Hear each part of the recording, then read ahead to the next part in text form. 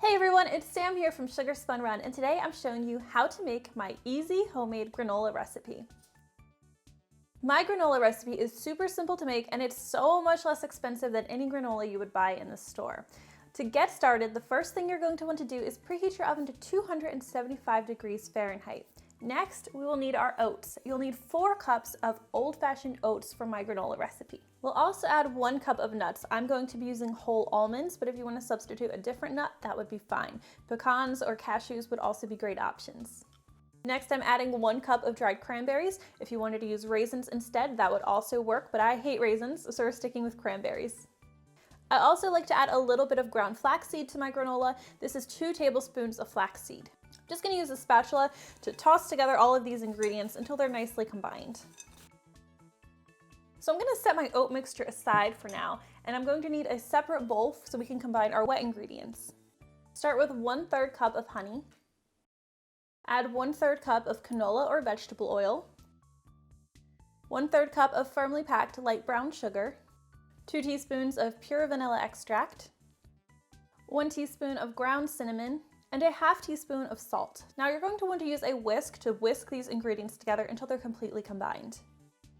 Now there's one more liquid ingredient that we're going to add to our other liquid ingredients in just a minute. Now that's 1 large egg white. However, before we add it to our other ingredients, we are going to use a whisk to beat this until it's frothy, so about 30 seconds. We'll add this beaten egg white into our honey mixture. And we'll just whisk again until that's nicely combined. This smells really good, and our granola is going to have a great vanilla cinnamon flavor. So now let's bring back our oat mixture, and we're going to pour this honey mixture into the oats. Make sure we get all of that in there. This honey mixture is what's going to help that granola really clump together. And you're going to want to use a spatula or a spoon to stir these ingredients together until all of our dry ingredients are coated by this honey mixture. So our granola is now ready to bake, so you're going to need a cookie sheet, and I've lined this one with a silicone baking mat. If you don't have one, you can just use parchment paper instead. I'm just gonna pour this granola onto the baking sheet. So now you want to use your spatula to make sure you smooth this evenly over your pan. You want a nice even layer of granola, that way none of it burns, and you want it to go right up to the edge of your pan. Now we'll transfer our granola to our 275 degree Fahrenheit preheated oven, where it will need to bake for about 50 to 55 minutes. Once this homemade granola has finished baking, you'll notice it has a nice deeper golden brown color to it. Now do not disturb this granola right now. You're going to let it sit until it's cooled completely. This is going to let that granola, all that stickiness that we stirred in with our oats and everything, it's going to let it really firm up, and it's going to give us nice clumpy granola when we go to break it up.